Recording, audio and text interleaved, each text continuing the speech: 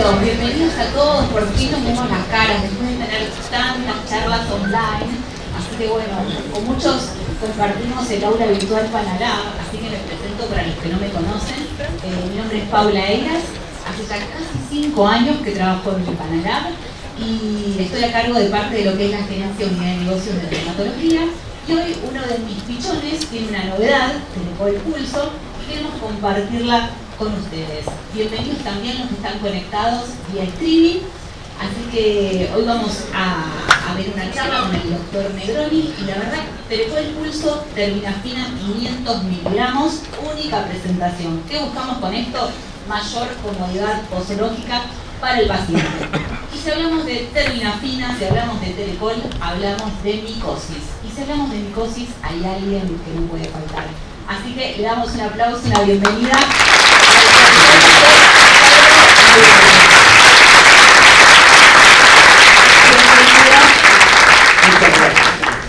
Bueno, ahora les cuento un poquito cómo va a ser la dinámica. Primero vamos a tener la charla del doctor y después vamos a tener un espacio de preguntas. Vamos a pasar al living. Acá vamos a convocar a nuestro director médico para las preguntas. Para las preguntas pueden hacerlo a través de los micrófonos. Las chicas acá de la plaza van a estar con los micrófonos, se los pueden acercar. Si no, todos tienen un anotador y lapicera y también nos pueden pasar las preguntas escritas. Y para los que están en streaming, no contigo ustedes, también pueden ir dejando las preguntas, nosotros las vamos a ir levantando y en un ratito vamos a empezar con ese espacio. Así que bueno, muchas gracias por tomarse el tiempo de venir. Yo sé que tienen que dejar el consultorio, pedir permiso en el hospital, así que muy agradecido de tenerlos acá. Gracias.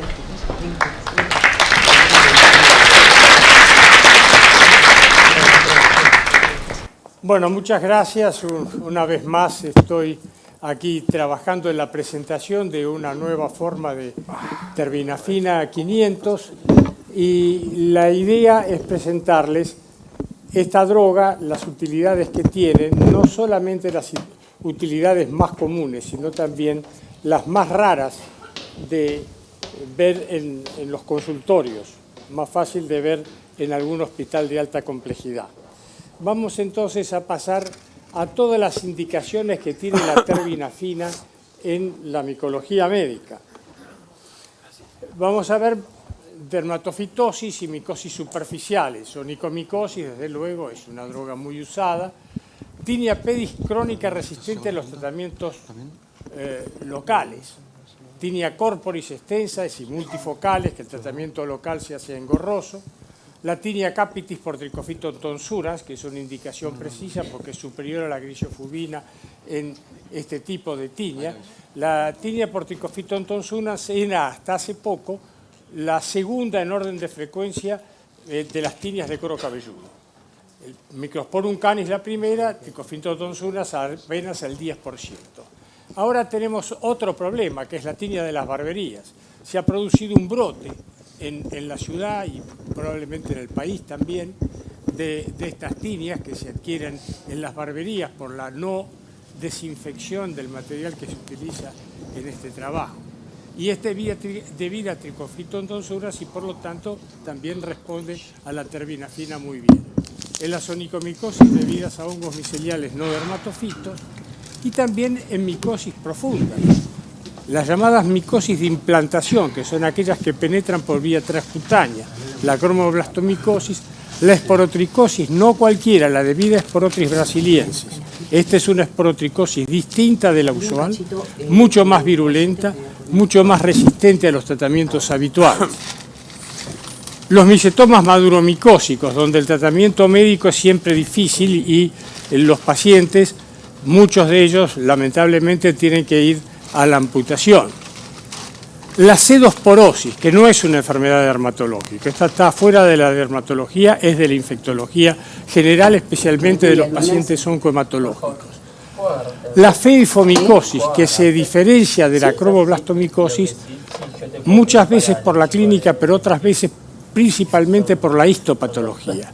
Cuando uno ve la preparación microscópica de un preparado de cromoblastomicosis, va a ver unos elementos esféricos, redondos, bien de 8 a 12 micrómetros de diámetro con tabiques en varios sentidos, que se llaman cuerpos muriformes.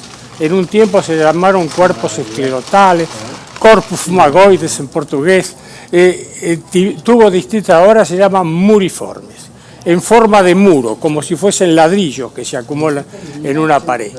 En cambio, las feifomicosis son directamente hifas, pardas. Esa es la diferenciación. Las especies algunas veces son compartidas y otras veces son distintas.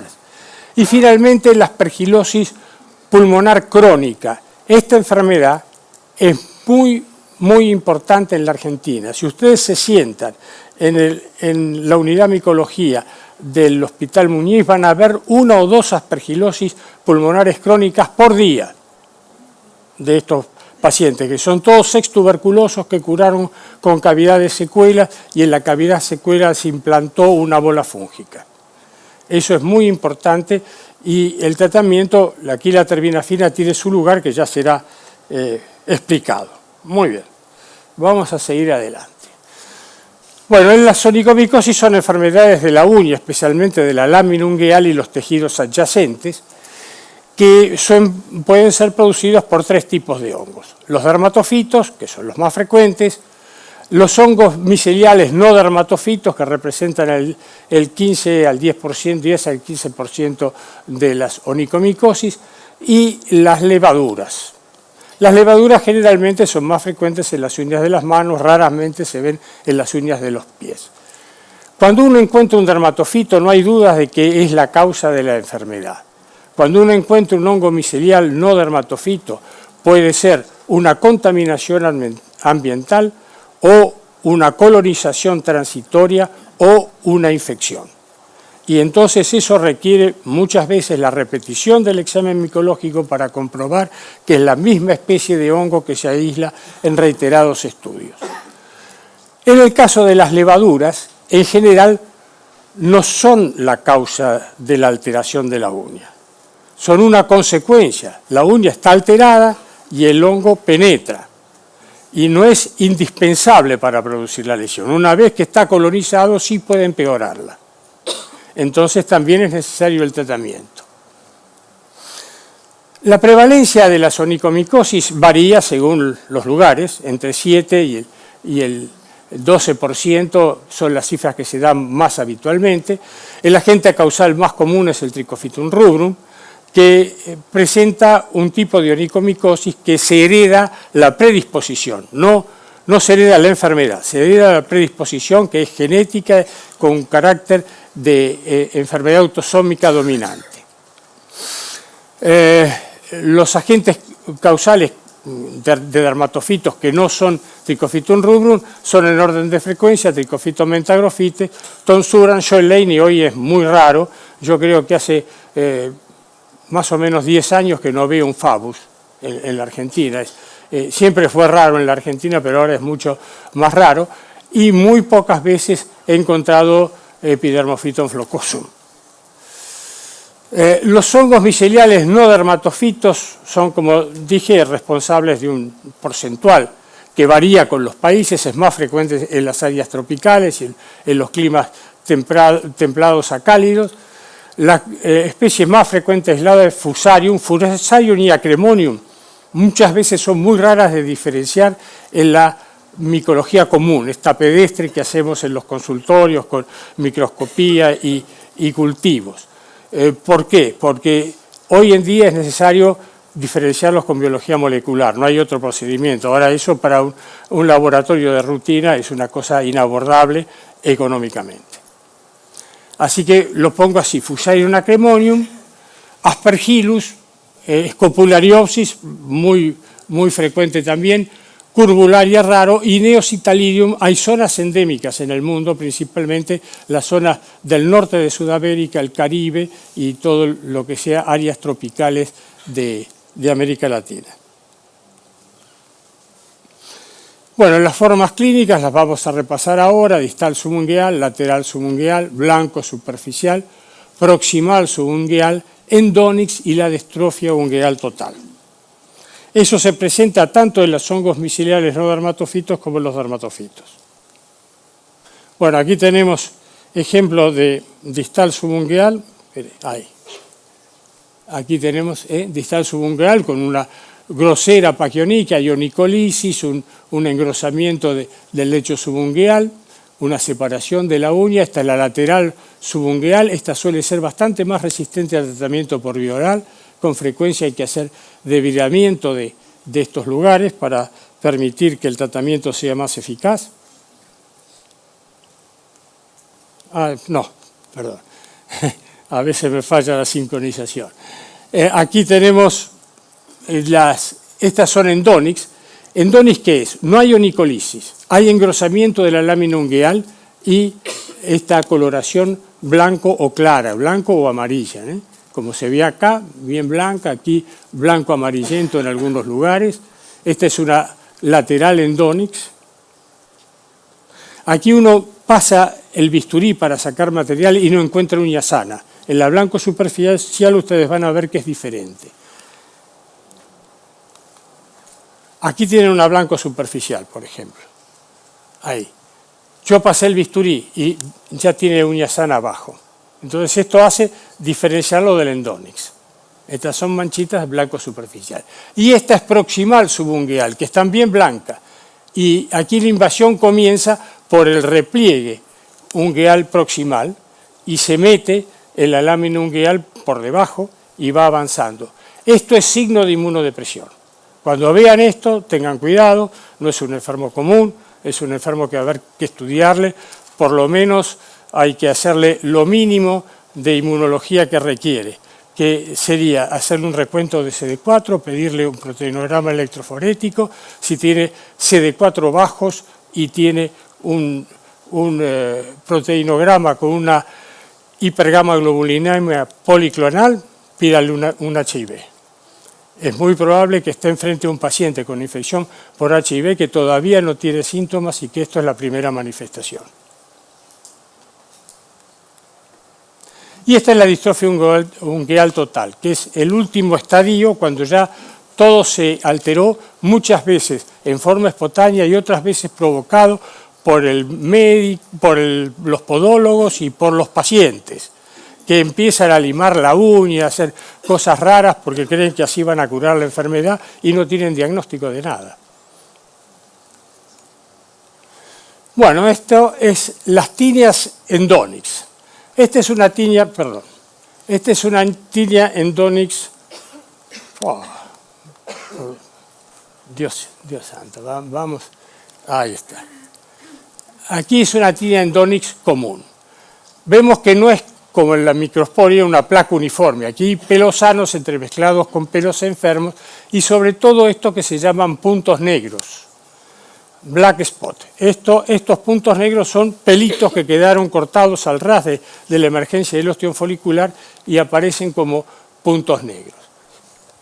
Esta es una tinia que no cura al llegar a la pubertad, que sigue en la edad adulta y que muchas veces, cuando no es tan evidente como esta, pasa inadvertida como una dermatitis seborreica de cuero cabelludo. Eso hay que tener mucho cuidado. Cuando uno hace el examen microscópico, se ve que las esporas están dentro del tallo del pelo. Por eso se llaman endotrix. Y esto es lo que pasa ahora en las barberías. La moda está en afeitarse la parte de abajo del cuero cabelludo. Y esto lo hacen una vez por semana. Además es un lugar de reunión donde estos chicos que están todo el día con el telefonito, dejan un poco el telefonito de lado para decirse tonterías con un léxico muy pobre entre ellos. Es fantástico esto. Es fantástico. Es la única vez que ellos tienen conexión con el mundo real de los otros chicos. Bueno, es lo que hay. La Asociación Argentina de Microbiología publicó un trabajito llamando la atención del asunto. Nadie nos hizo caso. Nadie nos hizo caso. Ninguna autoridad se acercó. Alguna periodista sí se acercó a mí, yo le di las referencias de cómo son todas debidas a Ticophyton dulcurans estas. Bueno, vamos a seguir. Ahora, indicaciones sí más comunes. Una Tinniopedis resistente al tratamiento local. Esto es muy frecuente. Es bastante rebelde y con el tratamiento por boca en un mes se va. Así que esto es así. las extensas tinea cruris extensas, muchas veces debida o a diabetes del paciente o a que se dieron corticoides erróneamente y entonces se expandió la tinea a lugares en donde frecuentemente no está. Lo mismo pasa con la tinea faciei. Aquí una tinea faciei extensa, ¿por qué? Porque la confundieron con alguna eczematide centrofacial y le dieron corticoides y empeoró. Muy bien, la terbinafina es un antifúngico sintético que pertenece al grupo de las alilamidas, inhibe la síntesis del ergosterol a través de la interferencia con la escoleno-epoxidasa. Esta es una enzima que transforma al ergosterol, al escualeno en lanosterol, y el lanosterol después se transforma en ergosterol. De esa manera interfiere con la producción de ergosterol, que es un lípido esencial para la integridad de la membrana plasmática de los hongos, y este es el mecanismo por el cual actúa. Debido a que interfiere en otro punto de la cadena de la síntesis del ergosterol, que los azólicos inhiben la enzima que transforma el lanosterol en ergosterol. La acción de estos dos antifúngicos es sinérgica y ustedes van a ver que en muchas indicaciones se da un tratamiento mixto, ya sea secuenciado o simultáneo, dependiendo de la gravedad del proceso. Es fungicida para un gran número de dermatofitos, Trichophytum rubrum, Trichophyton mentagrophytes, Tonsurans, Epidermophyton flocosum. Es menos activo frente a Microsporum. No sirve en general para las tiñas microspóricas debido a Microsporum canis. Así que en eso den la grisofulvina, que es el medicamento indicado. Es activo frente a hongos miceliales como Acremonium, Fusarium, Neositalidium, Pseudosporium. Aquí dice es Lomentospora. Lomentospora es un hongo que después vamos a ver.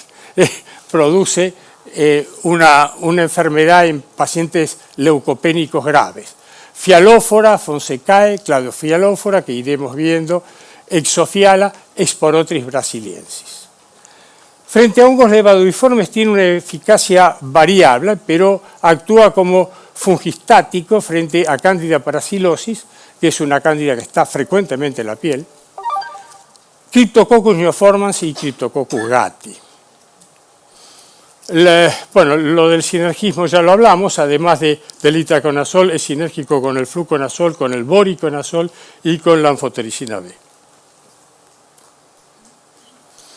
Presenta una buena absorción digestiva, una biodisponibilidad del 70% cuando se administra por boca, la concentración sanguínea máxima se alcanza en 2 horas, se une fuertemente a las proteínas plasmáticas, como pasa con los triazoles también, son muy ávidos por juntarse sobre todo con la albúmina, se metaboliza a través del hígado y en gran parte se transforman en metabolitos inactivos desde el punto de vista antifúngico.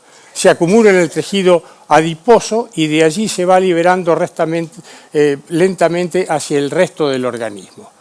La excreción se hace de acuerdo a 3 periodos, los 2 primeros se cumplen en las primeras 24 horas y hay una eliminación restante que tarda 90 horas en ser eliminada, así que la eliminación es lenta. Se hace 80% a través de la orina y 20% a través de las heces. La terbinafina se concentra rápidamente en la capa córnea de la piel. Cuando se administra por boca, a los 7 días ya hay niveles de terbinafina en la lámina ungueal que pueden ser detectados. Cuando se suprime el tratamiento, si ustedes dieron tratamiento por 3 meses o 4 meses, la droga va a persistir por lo menos 3 meses más en la uña.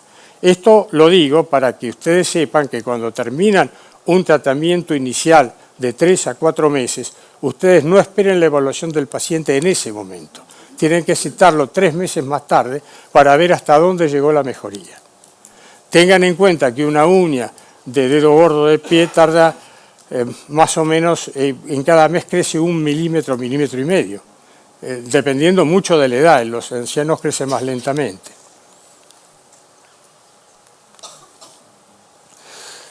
Bueno, las reacciones adversas son en realidad bastante poco frecuentes. Las graves desde ya muy raras.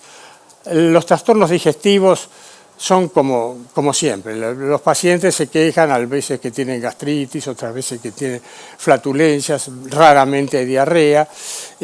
Muchas veces estas manifestaciones son controlables con algún tratamiento que uno le da para aliviar, siempre y cuando no interfiera con el metabolismo de esta droga, y es bastante controlable.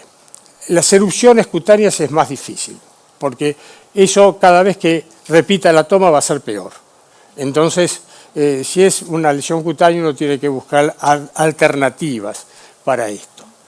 La elevación transitoria de las enzimas hepáticas y asintomática.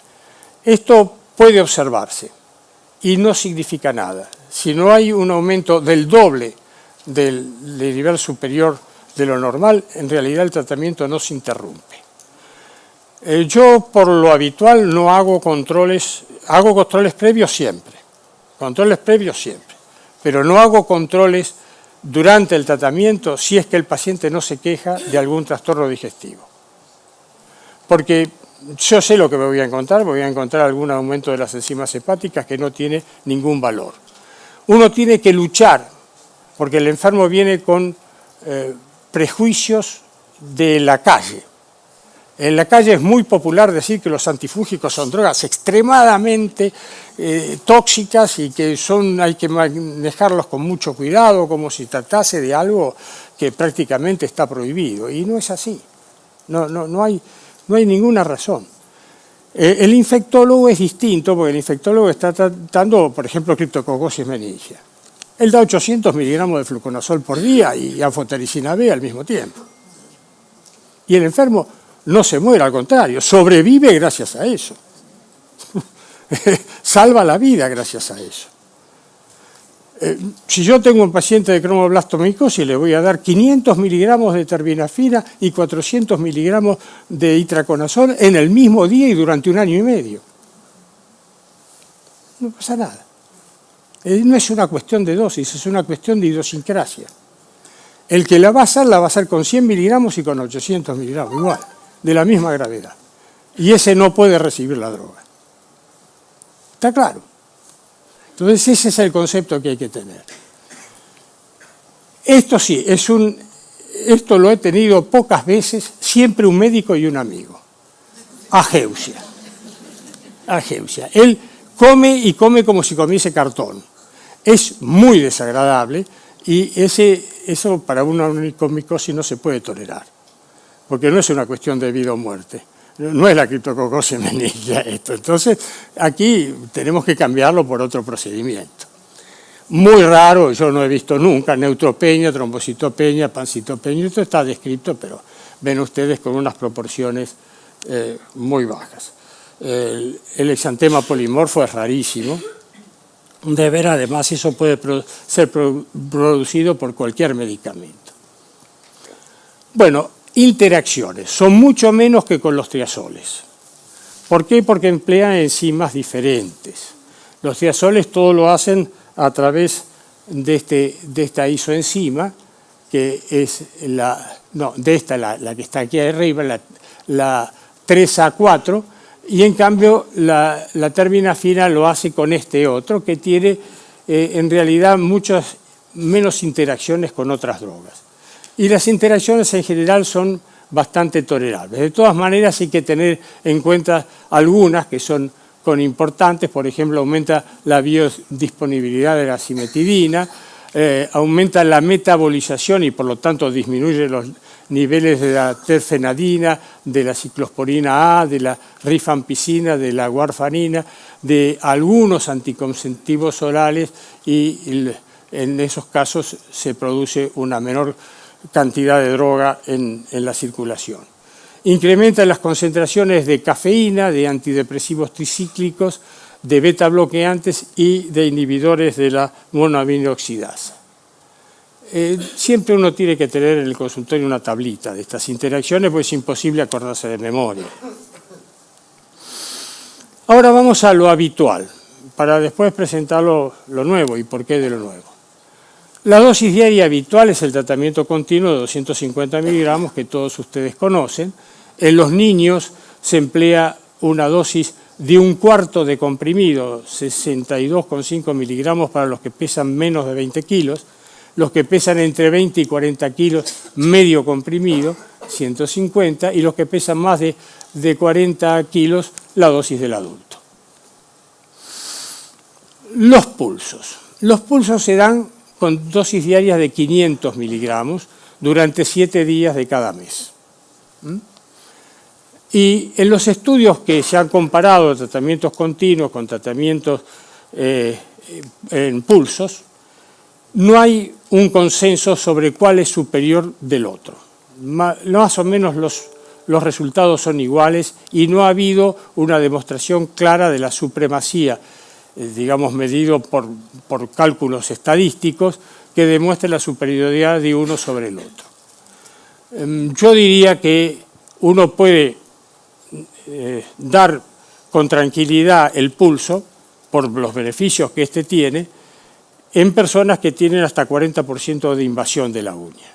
Entonces hay muchas más posibilidades de obtener un muy buen resultado con el pulso, que emplea menos droga, menos efectos colaterales y mayor adherencia del paciente. Hay mucha gente que le gusta no tomar en forma continua, sino tomarlo en pulso. De todas maneras, es una cosa que se puede hablar con el enfermo y ver qué es lo que él puede cumplir mejor. El tiempo de administración en general se recomienda para las uñas de las manos entre 8 y 12 semanas de tratamiento, de 12 a 16 semanas para las uñas de los pies. Siempre que uno hace este tratamiento lo para en estos periodos que estoy mencionando y espera los 3 meses que yo les dije que hay que esperar. Si persisten las lesiones, uno debe hacer un nuevo examen micológico a ver si estas son debidas a la persistencia del hongo o a lo mejor que la uña ya no era normal antes de tener la micosis. Había alguna distrofia como onicocriptosis o como paquioniquias traumáticas por el calzado. Fíjense mucho en una cosa que es muy común aquí en nuestro territorio, el pie griego, el que tiene el dedo gordo corto, que es más corto que el segundo dedo. Siempre mírenle eso. Cuando ustedes miran 10 pies en una tarde, van a encontrar lo menos 3 que tienen pie griego. Para esa gente no hay ningún calzado desde que nacieron que adapte bien. Y entonces va a haber mucha onicodistrofia de traumatismo crónico de calzado.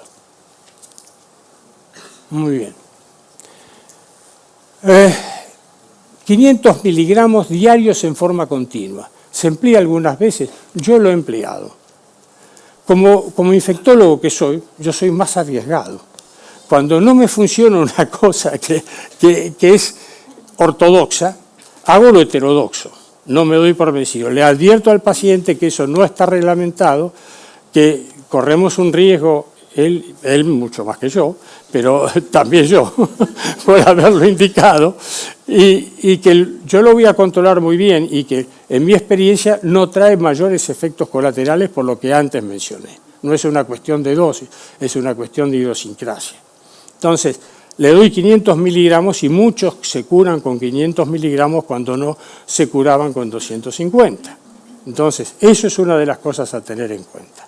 Esa indicación que no está en los libros, que no está en los trabajos, porque yo nunca publiqué eso porque eran casos aislados, y que se puede hacer.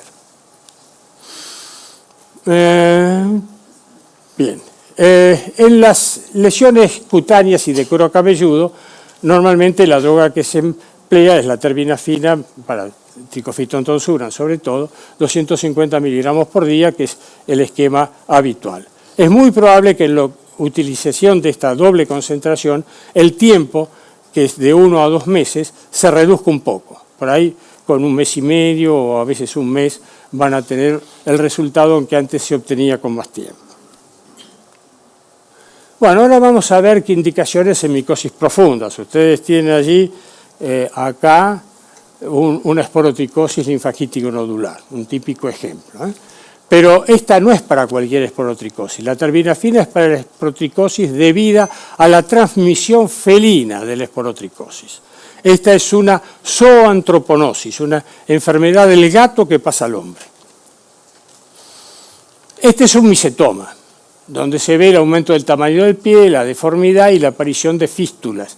En general, con muy poca supuración, las maduromicósicas, las debidas a hongos, y con la eliminación de granos, que son conglomerados de filamentos del hongo revestidos por las defensas del ser humano. Esta es la de aquí es una cromoblastomicosis, una lesión vegetante, verrugosa de la rodilla. Esto nosotros tenemos en el Hospital Muñiz de vez en cuando, 1 o 2 casos por año de cromoblastomicosis. Y esta es una lesión vegetante de una mujer que yo tuve con una feifomicosis por exofiala espinífera, que en realidad era una feifomicosis diseminada. El hongo tardó 29 años en matar a esta mujer, pero la mató, se la comió viva. Esta mujer no sabíamos que tenía un desperfecto de la inmunidad, pero no sabíamos cuál era. Era una deficiencia de la inmunidad mediada por células. El hongo estaba siempre dentro de células gigantes, muy numerosas, pero no había leucocitos. Y después averiguamos, porque finalmente se mandó a Francia muestra de sangre de esta mujer y se descubrió que tenía un déficit en la síntesis de la proteína CAR9, que es la que produce la activación de la interleuquina 17, que es esencial para la actividad lítica y destructiva de los macrófagos y de los leucocitos polimorfonucleares neutrófilos. Y esto era lo que pasaba a esta mujer. Nosotros hicimos de todo, empleamos todos los antifúngicos que existen, las combinaciones más exóticas, la mantuvimos con vida 29 años a la espera de tener el resultado y tuvimos el resultado de eso 2 meses antes de su muerte.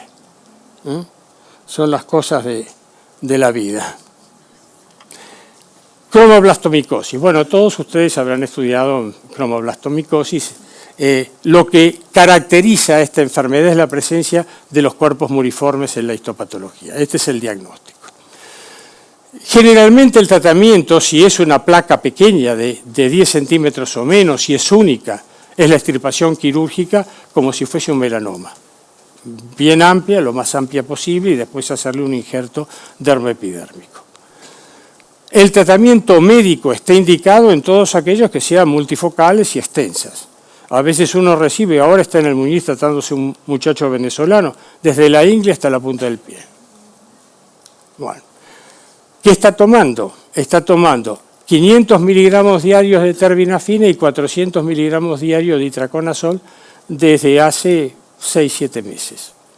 Las lesiones están en la mitad. Pero el costo que tiene esto, menos mal que se le ocurrió emigrar a la Argentina, porque del otro lado no le hubiese dado nadie el tratamiento. Este es el asunto, pero es la verdad. Y mucho depende el pronóstico del agente causal. Aquí yo digo que también hay monoterapia con terbinafina. Por ejemplo, en Madagascar, que es la parte del mundo que tiene más cromoblastomicosis, en Madagascar hacen terbinafina sola. ¿Por qué? Porque ellos tienen un área que tiene Cladofialófora carrioni, lo mismo que Venezuela. Hay un área, el área seca, que tiene Cladofialófora carrioni. Este responde mucho mejor al tratamiento y se cura solo con terbinafina. Los que son nuestros son los de Fonsecaia pedrosoe. Este nombre Fonsecaia pedrosoe fue dado por mi papá. Dice Pablo Negroni 1936. Yo no había nacido todavía. Bueno, no crean, no tardé mucho en nacer. Así que es bien típico de acá. Ya hablamos de esto, esporotricosis.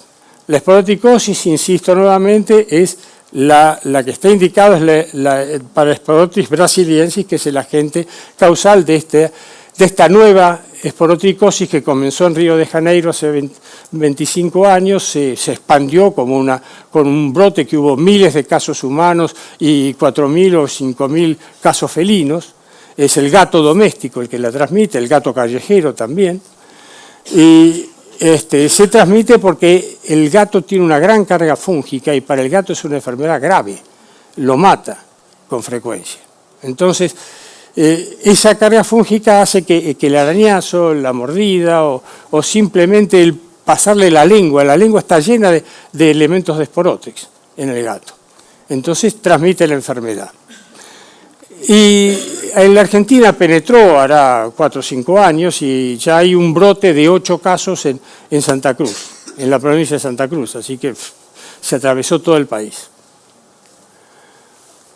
En estos casos suele ser resistente a los tratamientos habituales, que es el itraconazol de 200 miligramos por día. Lo que se da es una mezcla de itraconazol con terbinafina en las mismas dosis que en la cromoblastomicosis, pero la duración es menor. En 4 o 6 meses sí curan. Muchos de los pacientes son veterinarios que atienden a estos gatos. La pseudosporiasis. ¿A qué se llama pseudosporiasis? Es una infección causada por 3 géneros de hongos, Pseudosporium, vamos a marcar acá, Pseudosporium, Pseudoescherichia, que Pseudosporium es la fase anamorfa, es decir, asexuada, de Pseudoescherichia, que es la fase sexuada. Aquí dice, Lomentospora está bien escrito. Lomentospora es una especie muy vecina a Pseudosporium, pero que como tiene una genética distinta ya tiene otro nombre. Antes se llamaba Pseudosporium, pero ahora no. Las formas son vistas en pacientes oncohematológicos con tratamientos de inducción a la remisión de su leucemia. Cuando tienen una neutropenia grave, significa menos de 100 granulocitos por microlitro, y dura más de una semana.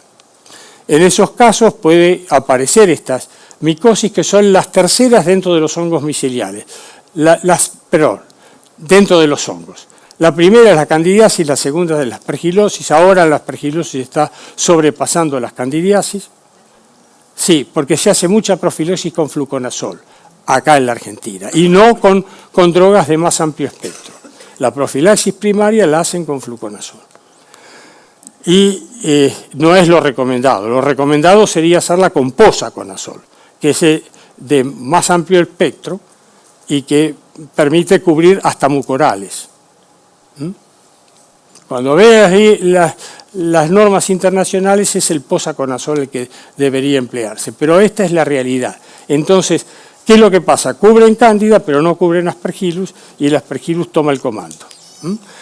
Ninguno de los sanatorios en la Argentina tiene las normas que prevén la aparición de estas infecciones. Ninguno tiene lugares de presión positiva, que tenga filtro HIPAA, que no haya una construcción en 40 metros a la de redonda.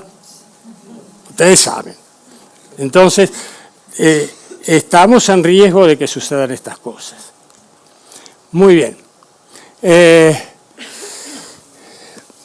El agente más común en nuestro medio es Pseudosporium apiospermum, del grupo este de enfermedades, y Pseudoescherichia bovidii, que como dijimos es en realidad el mismo hongo con distinto collar.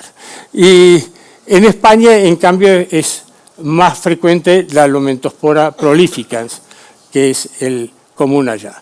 El tratamiento en estos casos se inicia con voriconazol por vía intravenosa, en las dosis que están allí escritas. Eso se hace por la vía intravenosa hasta que el paciente mejora su condición y empieza a recuperar neutrófilos. Ahí se pasa a la vía oral. La vía oral se dan 200 miligramos de voriconazol por día. El voriconazol tiene una absorción que no es regular, por lo tanto siempre hay que medir la concentración en sangre para ver si uno está actuando bien. Y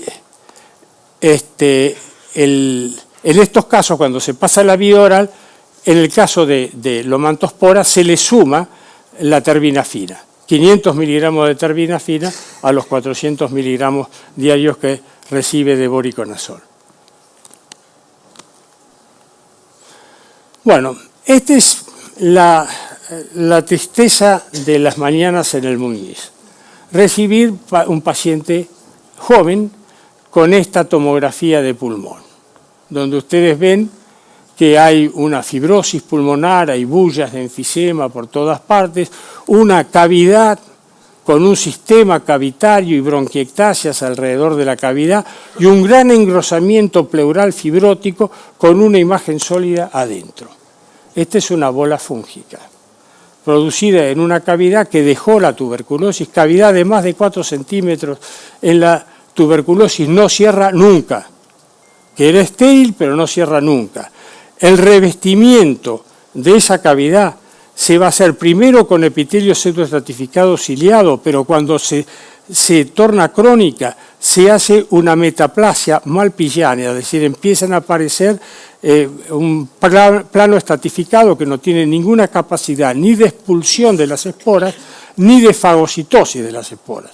Entonces todo lo que llega del aire queda ahí, germina y forma una colonia adentro. Muy bien. ¿Qué es lo que se hace? Si es quirúrgico, el tratamiento es lobectomía. La minoría en la Argentina son quirúrgicos. La minoría, la mayor parte tienen cavidades bilaterales y tienen lesiones múltiples y están en una condición de insuficiencia respiratoria tal que no se puede ni siquiera pensar en darle tratamiento. Bueno, vamos a ver entonces todas estas indicaciones. Micetomas maduromicósicos. El micetoma maduromicósico, cuando es chico, está circunscripto. El tratamiento de elección es la cirugía, rápida y amplia. Cuando toma huesos, ya se perdió la pelea. Cuando tomó el hueso, la pelea está perdida. Entonces ya no es diagnóstico rápido, el enfermo va a ser un enfermo crónico, mejora con el tratamiento por vía oral, especialmente con el itraconazol, 400 miligramos por día, durante tiempo prolongado, pero luego se hace resistente al itraconazol solo. En esos casos, o se opta por la terbinafina o se opta por el tratamiento combinado. Y vemos a ver qué pasa. Lo que uno trata es de evitar la amputación. Se ha demostrado in vitro que responde la Madurella mycetomatis, que es el segundo agente causal en orden de frecuencia en la Argentina. Esto que se llama Nigrograna mackinoni, ustedes lo conocen como Madurella grisia. Los taxonomistas, en realidad, como no ven pacientes, no tienen nada que hacer, es una especie de masturbación mental. Ellos les cambian el nombre a los hongos prácticamente cada 15, 20 días. Tenemos que estar atentos porque cada vez el hongo tiene algún nombrecito diferente. El Pseudalescherichia boydii sería el primero de granos blancos en orden de frecuencia y después otro Fusarium, Acremonium, que hemos tenido de vez en cuando. El tratamiento se hace con terbinafina, con el tratamiento combinado, como ya hablamos, igual a la cromoblastomicosis.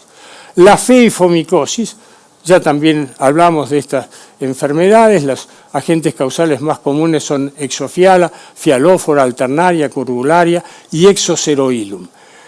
Todos estos géneros tienen una cierta acción, la terbinafina tiene acción aquí, así que sería uno de los elementos a tener en cuenta y la dosis de 500 miligramos aquí tendría que ser aplicada en forma continua. Y lo mismo pasa en la aspergilosis pulmonar crónica cuando no responde al itraconazol. Lo que hace en estos casos no es que va a curar la enfermedad, pero mejora el bronquio. ¿Cuál es el problema de estos pacientes con la forma crónica de aspergilosis? La hemoptisis. El tener una hemoptisis. A veces son hemoptisis fulminantes. Tiene un esputo de 1,5 litros de sangre y muere por hipovolemia. Entonces, esto es lo que uno tiene que estar alerta y avisarle al enfermo que cuando empiece a sangrar enseguida vaya al hospital. Bueno, ahora vamos a ver para lo que no sirve. Alerta. Hay una dermatofitosis nueva o relativamente nueva que comenzó en la India, producida por un tricofitón que pertenece al grupo de Trichophyton Mentharophytes interdigitale, que hasta ahora conocíamos bien. Gracias a la biología molecular y a la espectrometría de masa, hemos conseguido que en lugar de haber 200 especies de hongos, ahora hay 1.500. Bueno, la inflación es la inflación. Entonces, esta es una de esas 1.500, pero aquí se justifica que sea diferente. Esto se llama Trichophyton endotinea.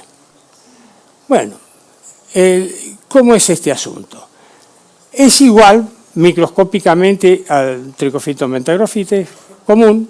El diagnóstico no se puede hacer a través de la microbiología de consultorio, pero sí se puede identificar cuando tiene ciertas condiciones clínicas que uno le hacen sospechar. Es una tiria corporis muy extensa, muy eritematosa, muy pruriginosa, sumamente molesta y no responde a la terminafina. Entonces ya cuando uno ve eso tiene que pensar en que está frente a algo diferente. Esto comenzó en la India, rápidamente se extendió hacia el sur de Asia y hacia Australia. Luego se fue por el norte del África y llegó a Europa. Y ya hubo un primer caso en el Hospital Muñiz de este Trichophyton. Así que se nos viene, de alguna manera va a llegar a nuestro continente. Por suerte el itraconazol es eficaz en el tratamiento de esta línea. Y es eso, lo diferente que tiene es eso. El tratamiento, de lo más, digamos, fácil de encontrar, porque hacer PCR y demás no es tan sencillo. El Malditof está en algunos hospitales de la Argentina, entre ellos en el Hospital Muñiz, y ellos pueden hacer la identificación por espectrometría de masa. Estos son fotos que yo tomé de las publicaciones, ¿no es cierto? Es una tricofilla, pero muy, muy extensa. Una cuestión curiosa, no ataca las uñas. Esto también es diferente a los Trichophyton habituales, no ataca las uñas. Y bueno, esto es todo lo que yo quería comunicarles. Espero que haya sido interesante.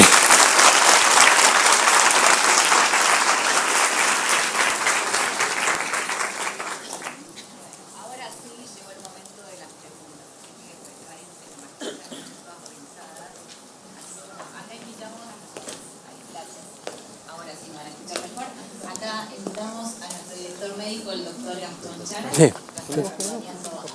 ¿Cómo? Bueno. A ver si voy a necesitar agua. Y nos van preguntando. Ahí está. Sobre presentación del producto. No, el profesor fue sumamente claro, así que la charla... No, mi inquietud es si este producto se presenta por 14 o por 7 comprimidos para prescribirlo. 7 y 14 comprimidos, las dos. Las dos. Te respondo yo. Seguro. Bien. Bueno, ahí tenemos algunas de las preguntas que nos mandaron de vía streaming también, así que... Bueno, ¿qué tal? Buen día. Me presento, soy Gastón Chara, médico dermatólogo, director de Laboratorios Panelab. Y antes de empezar con las preguntas, quería hacer un breve comentario y un agradecimiento.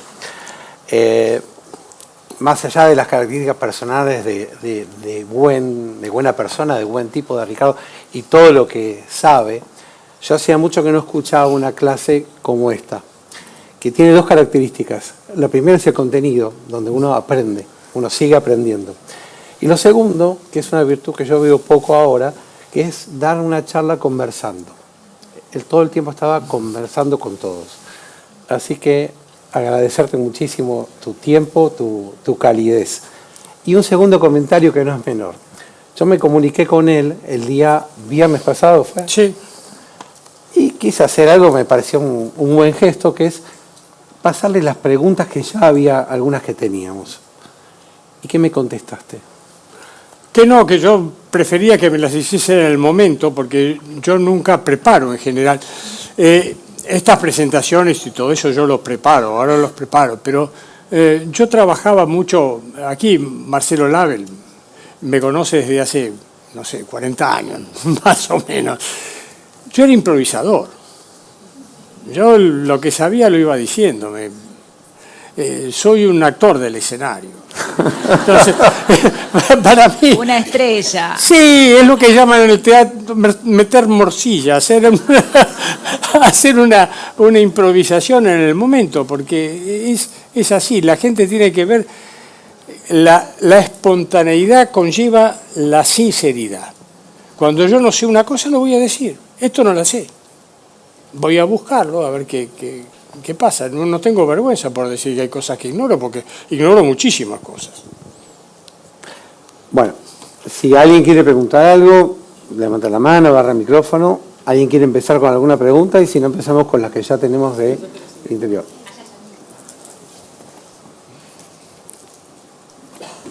Quería hacerle preguntas simples del consultorio, quizás. En este siglo de esteatosis hepática, de transaminasas de base que tenemos todos los días, creo, pacientes así, quería saber cuál era su conducta para la indicación de terbinafina y también si utiliza o no, o coadyuvante o solo o no, tratamientos locales. Bueno, esto depende desde luego de cada paciente. Vamos a la primer pregunta.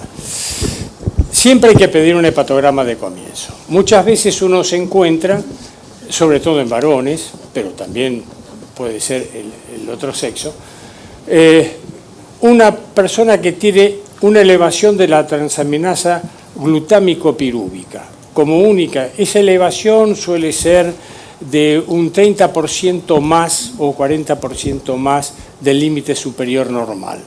En esos casos yo lo que pido sistemáticamente es una ecografía hepática que me va a demostrar que tiene una esteatosis hepática. Al mismo tiempo le pido también un tiempo de protrombina que me va a medir la capacidad funcional del hígado. Si el tiempo de protrombina es normal, yo a la esteatosis no le hago caso.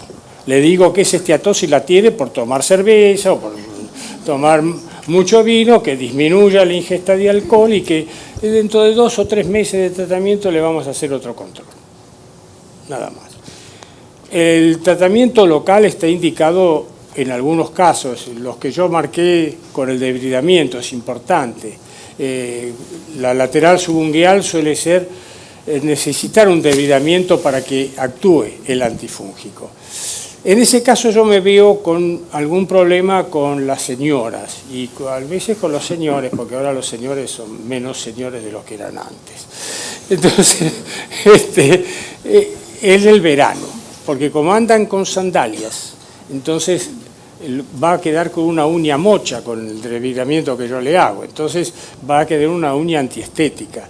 Yo le planteo el caso y dice, si usted tiene paciencia de aguantarte esto un poco más, en abril yo empiezo a hacer el ablandamiento de la uña con la pomada de urea al 40% y después se hace la extirpación parcial de esa parte afectada.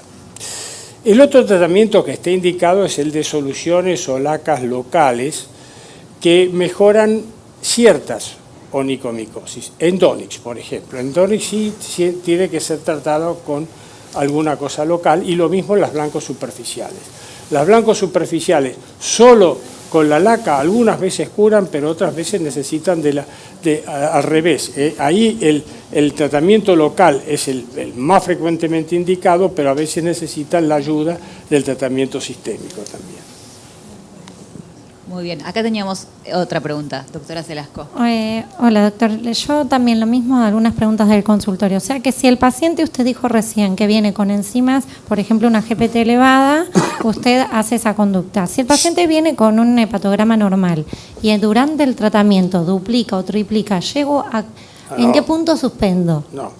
Esa si duplica pregunta. ya para. Ya suspendo. Listo, si duplica perfecto. ya para. Entonces, la elevación tiene que ser eso que yo le dije. Claro. 30%, una cosa así, no más de eso. Si tiene más de una enzima afectada y si está cerca de 2 veces el límite, yo no me arriesgaría a hacer un tratamiento por vía oral. Bueno, bien.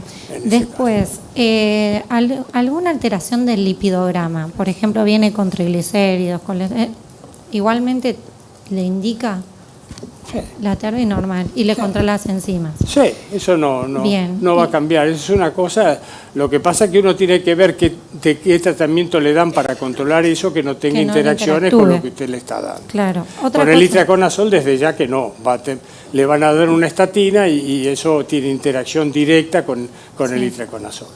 Algo más. Cuando usted hablaba del 40% de la afección unguial, Si tienen más del 40%, ahí prefería pulso, ¿no? Y si tienen más del 40%, ¿prefiere el tratamiento continuo? Eso quería que me quede. Si uno va a juzgar por lo que yo hago, sí, Sí. pero yo no tengo una prueba científica de eso. Pero con una afección Pero mucha... lo que pasa es lo siguiente. Ustedes pónganse en la situación mía. Yo no voy a recibir generalmente enfermos comunes. Yo recibo los que ya fracasaron con los otros. Claro. Entonces, en mi caso, no solamente tienen más del 40%, sino que tienen todas las uñas. Claro.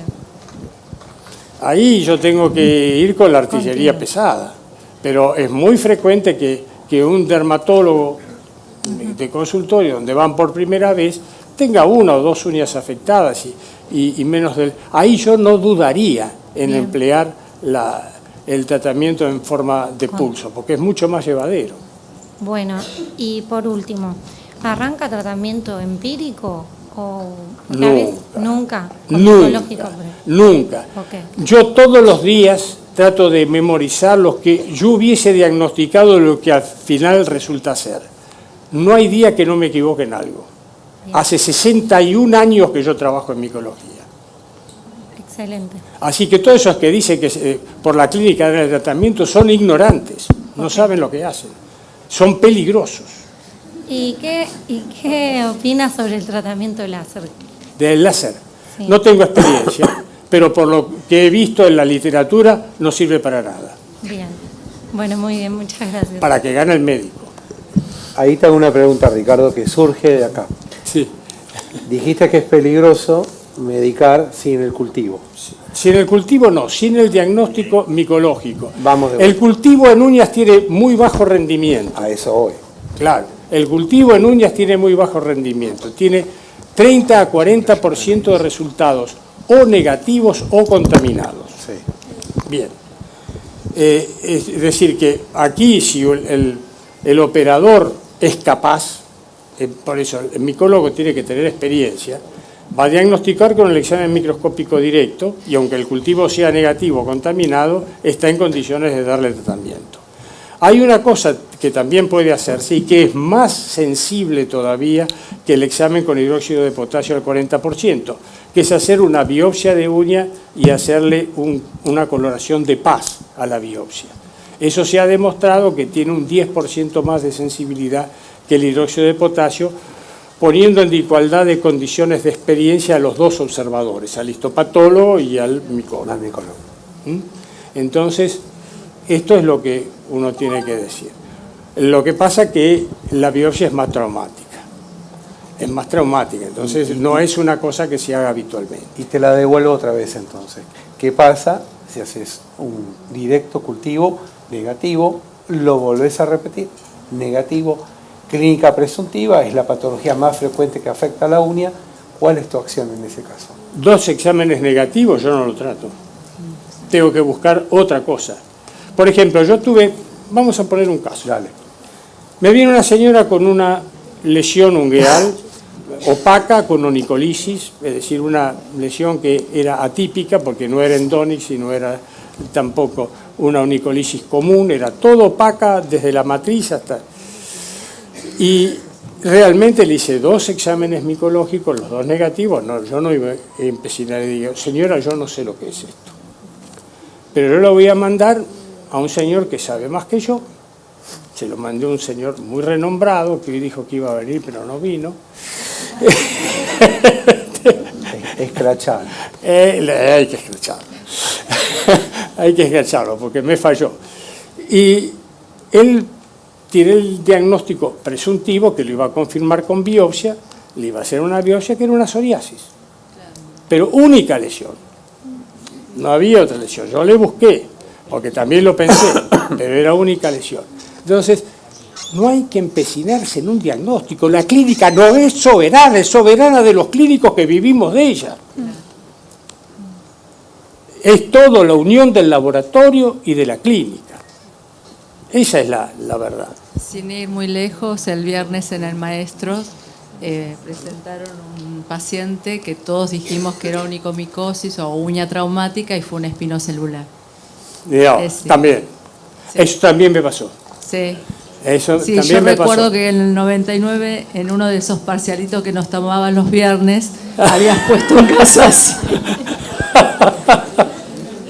No, yo Vos sufriste también. Sí, 1999.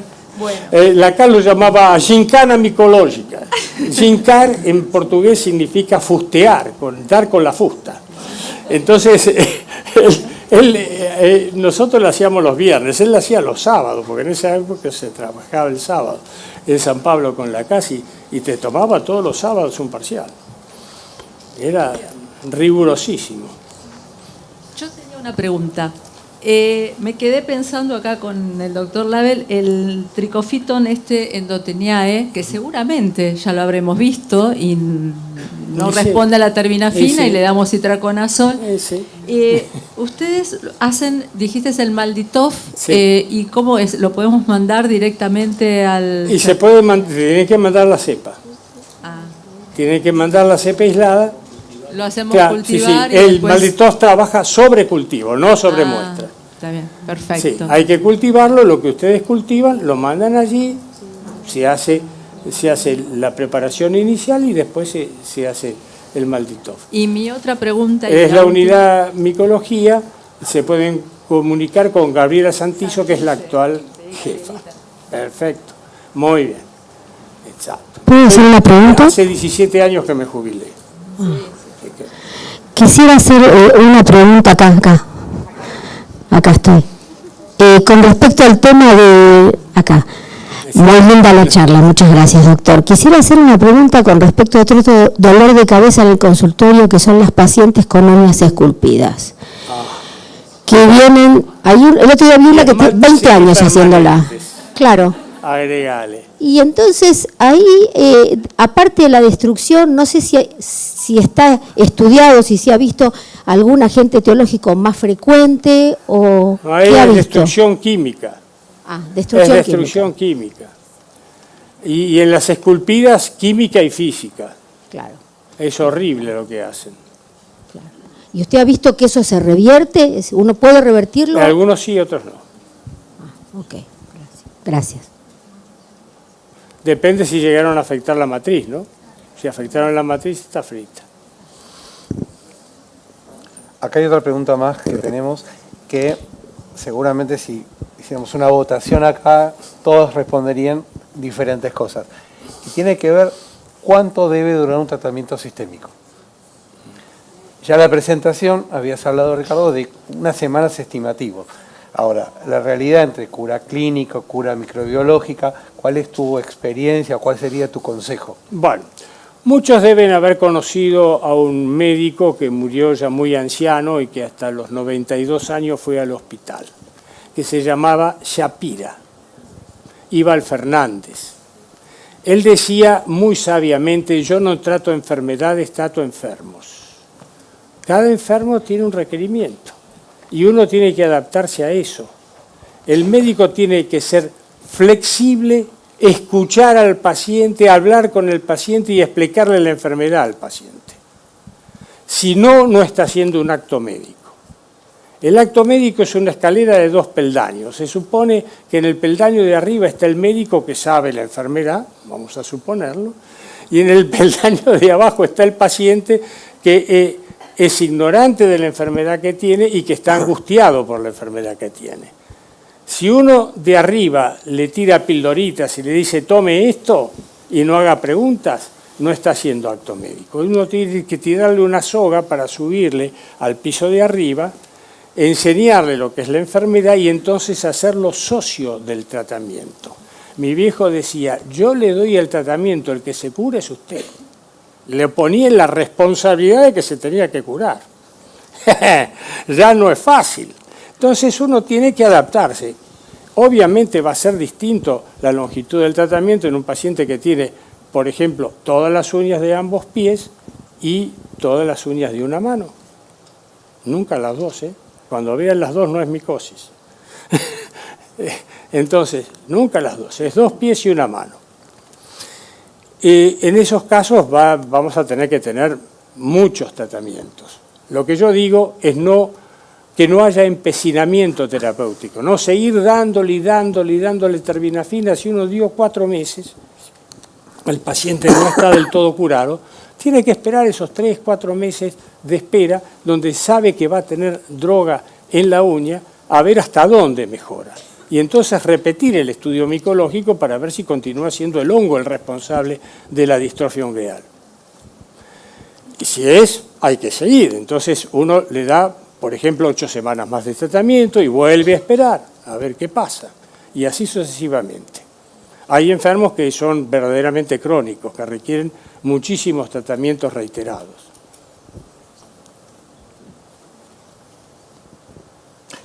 Sigo con otras preguntas. ¿Por qué la incidencia, esto es un médico que trabaja en pacientes con diálisis, ¿por qué la incidencia de onicomicosis es mayor en pacientes con diálisis que con pacientes inmunosuprimidos? Ah, no lo sé. ¿Quién hizo esa estadística? No, no es una estadística, es una consulta que nos hace un a lo colega. mejor es porque él ve dializados.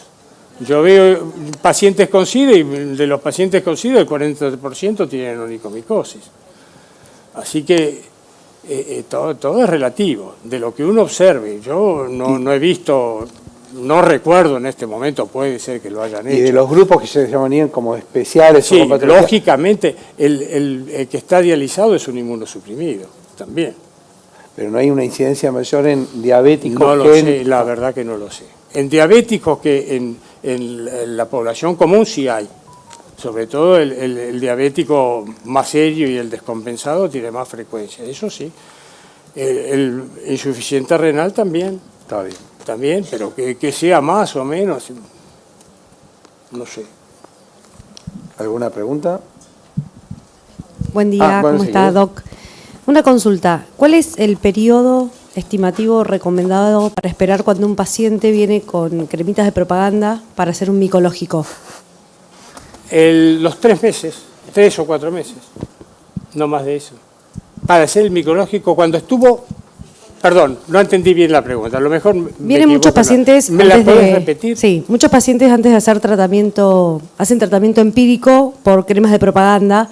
Entonces, cuando uno quiere enviar un micológico, generalmente esperamos un mes Y en un este mes, caso. Un mes. Está bien, sería para no necesario, tener un mes falso para negativo. suprimir todo para que tenga valor. La otra cosa que tienen que decirle al paciente, que no se corte la uña tanto, porque muchos creen que cortando la uña al ras van a controlar la enfermedad y a veces uno no tiene dónde sacar material. ¿A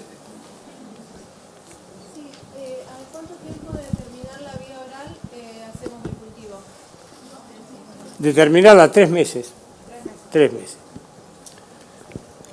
Acá hacen una pregunta, han conectado por streaming, y la pregunta es recomendable el tratamiento combinado en onicomicosis de pies?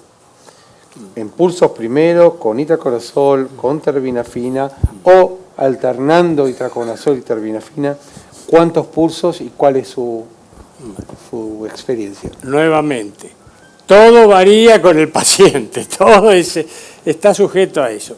Vamos a ver, en lo posible, vamos a suponer una persona joven que tiene los análisis normales y que no toma ningún tratamiento por otras causas. ¿Cómo empiezo yo? En general empiezo con itraconazol. ¿Por qué? Porque es el que más dura en la lámina ungueal. Entonces le doy 2 pulsos de itraconazol.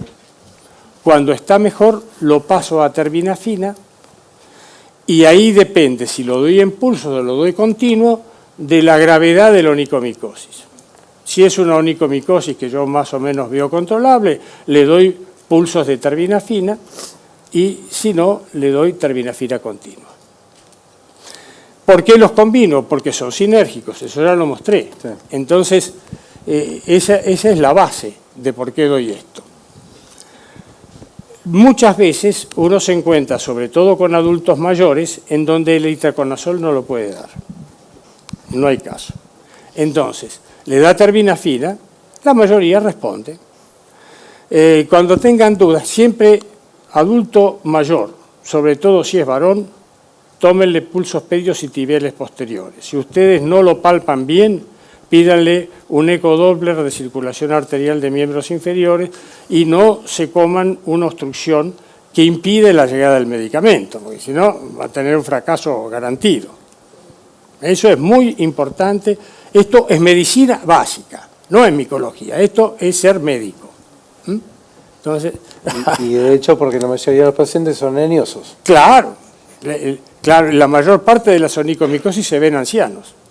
La incidencia esta del 10%, del 5%, del 7% es global. En los chicos no más del 2% y en los ancianos hasta el 40%.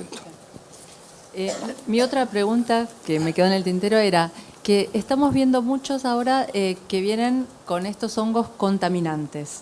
Entonces, ¿hasta cuántas veces vos dijiste, usted dijo que repetía 2 veces, pero si mal no recuerdo había dicho que hasta 5 veces puede ser? No, 5 veces no.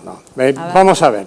Hay unos criterios que se llaman criterios de Axten, que es un tipo que publicó, Axten es un alemán. Entonces es otra sociedad. Tenemos que pensar que, claro, uno vive en la Argentina, no vive en Alemania. Por más que nos quieren hacer creer que allá son más pobres que acá, eso no se lo traga nadie. Bueno, el asunto es diferente. Él propone 3 exámenes micológicos con el mismo aislamiento del mismo hongo y una biopsia de uña distal con histopatología que demuestre la penetración de las hifas en la lámina ungueal. Bueno, usted en su consultorio no lo puede hacer, yo tampoco. Entonces, yo hice una prueba de hacer 2 exámenes micológicos, por eso digo 2. Uno y después el otro. Yo siempre le pongo, como el hongo aislado se trata de un hongo no dermatofito, aconsejo repetir el estudio para confirmar el resultado. Siempre en el informe va eso. Bien, 37% no me dan bola, no vienen. El resto que vienen se confirma en más de un 50% se confirma el diagnóstico y en otro 50% crece el Trichofiton rubrum que no había crecido en el primero. ¿Te das cuenta? Sí. Entonces, por eso es que yo hablo de 2, porque 2 es posible, es factible. Más de la mitad va a volver. Y el que no vuelve no se merece curar. ¿Qué querés que te diga? Y en ese caso se le hace tratamiento con terminafina, se le puede hacer tratamiento con terminafina si es un contaminante. Claro, sí. Perfecto.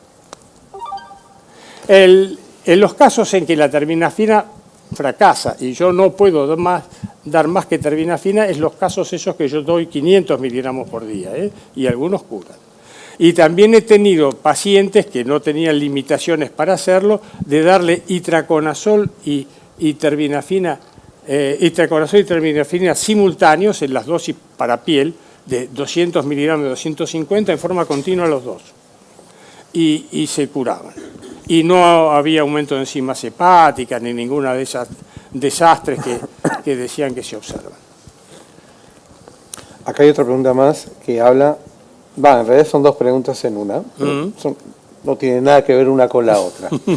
La primera es, ¿cuál es tu impresión acerca del diagnóstico de onicomicosis por inteligencia artificial? Eso lo leí, lo acabo de leer.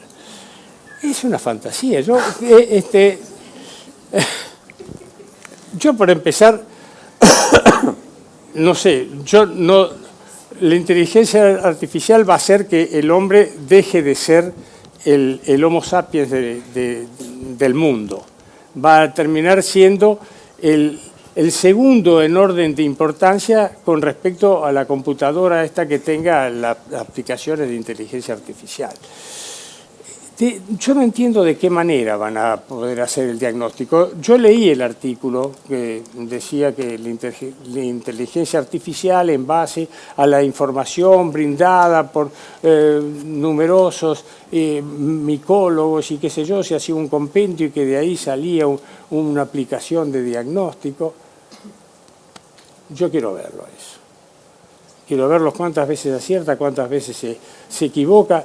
Hasta ahora yo no recibí ninguna información fehaciente de que eso sea posible. Es posible, yo no lo niego porque todas las cosas al final se demuestran. No me extrañaría.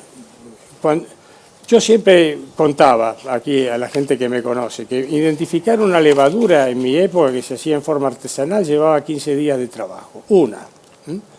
Ahora el Malditov te diagnostica 94 cultivos de levaduras en 4 horas y te larga el informe impreso. Es decir que todo es posible. Yo ya he visto lo que parecía imposible, es todo posible. Ahora, ¿qué diablos vamos a hacer nosotros? Menos mal que yo ya me queda poco carretel poco hilo en el carretel, si no sería dramático el asunto. Y la otra pregunta que hace es, ¿qué experiencia tiene en cuanto a los diagnósticos de micosis, de onicomicosis mixtas, dermatofitos y no dermatofitos, y cuánto cambia en eso la eficacia terapéutica posterior? Es muy interesante esta pregunta. Es muy difícil de confirmar, pero ha habido casos así. Sí, todo el mundo ha tenido. No hay mayores diferencias. En general, las que tienen algún hongo de estos contaminantes atmosféricos es porque tienen mucho onicolisis. Es una onicolisis muy profunda que ha permitido la entrada de este segundo agente. En ese caso, yo lo primero que indico es la abulsión. Yo le recorto toda esa parte desprendida y salgo una gran carga fúngica y ahí empiezo el tratamiento por vía oral. No lo hago como primera medida. Le explico al paciente la dificultad que va a tener, que va a haber un colchón de aire que impide la llegada de la droga, y entonces de esa manera él entiende y acepta. Además le saco el miedo, digo, mire, esto es un procedimiento que es cortarse las uñas, porque se la voy a cortar yo para que usted no tenga miedo de hacerlo. Pero esto se corta como una hoja de papel y usted no va a tener sangrado, no va a tener dolor, nada, y le va a quedar un lecho subungueal limpio, blanquito como nunca lo vio. ¿Alguna pregunta más? Sí, yo les iba a decir, nos estamos pasando horario, así que ya 2 preguntitas más y terminamos. Y de paso les digo a los que están en streaming, que están llegando algunas preguntas que ya se contestaron, y la charla queda grabada, así que la van a poder ver, no hay problema. Pregunta que una más que surge cortita y ya casi es rápida la respuesta. ¿Qué pasa en los runners? Bueno, yo fui runner. Para darles una idea de lo que puede pasar en los corredores de maratón, yo corrí 10 veces los 42 kilómetros.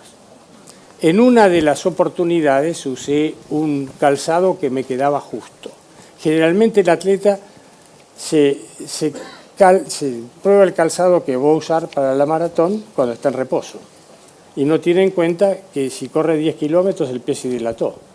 Esa junta de dilatación no la tiene en cuenta y a mí me pasó.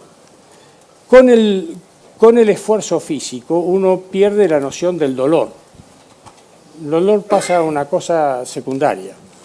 En la maratón el muro está en los 35 kilómetros. El que sobrepasa los 35 kilómetros sabe que llega.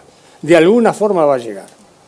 Pero llegar hasta los 35 no es nada fácil. Yo se los puedo garantizar.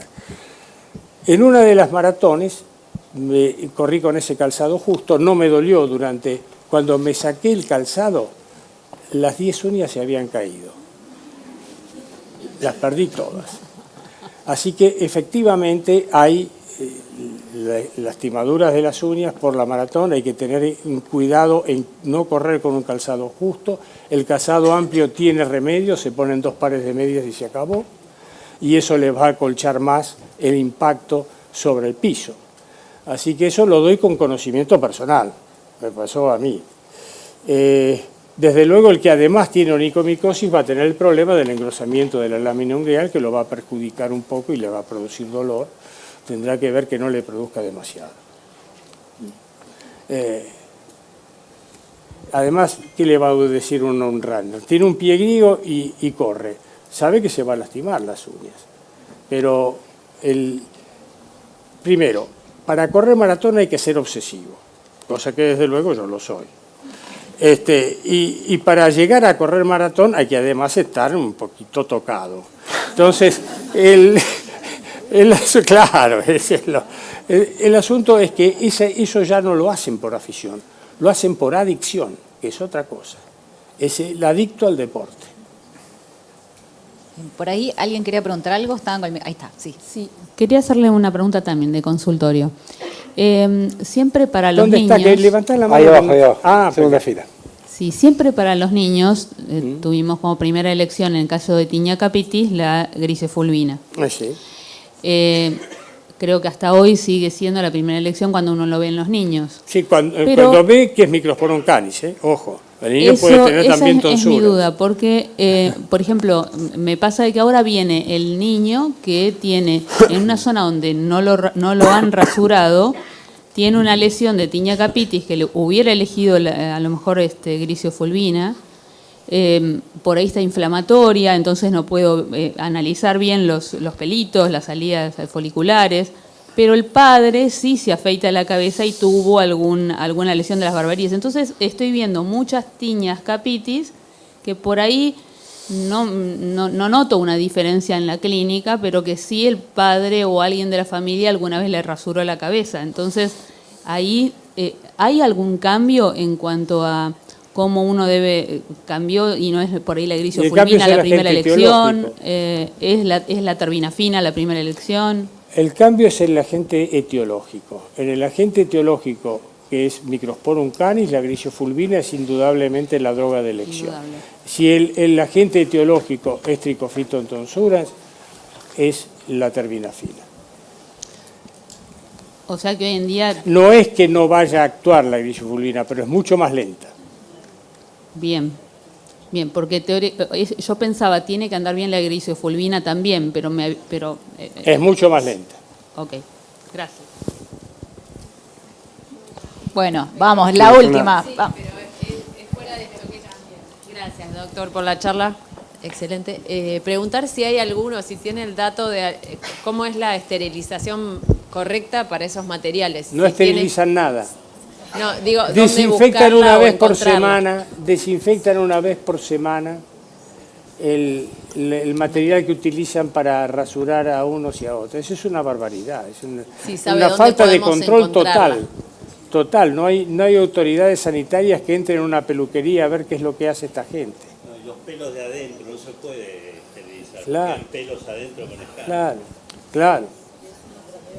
Además que utilizar descartables significaría invertir en cada cliente 5 veces lo que ellos cobran.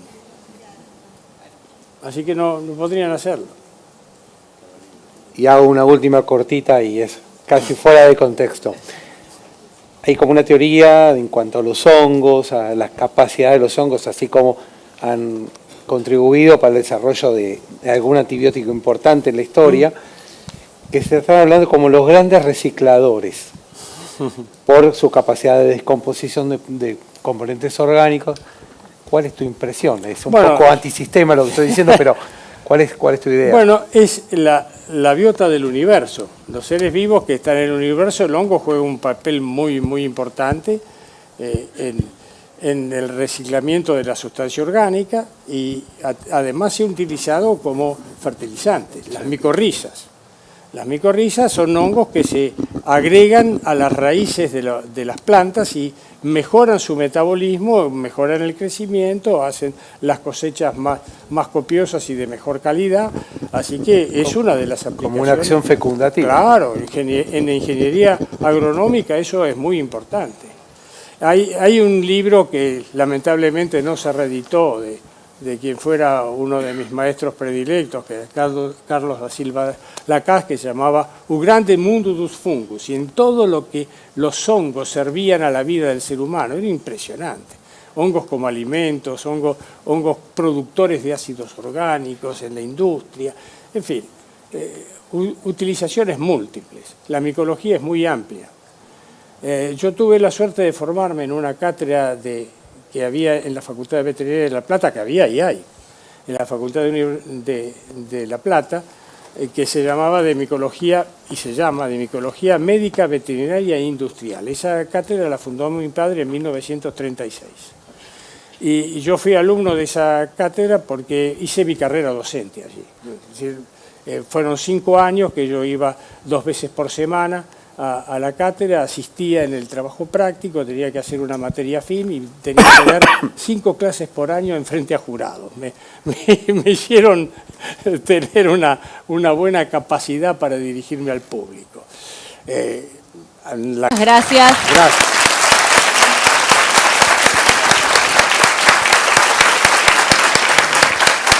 Voy a subir para saludarlo personalmente.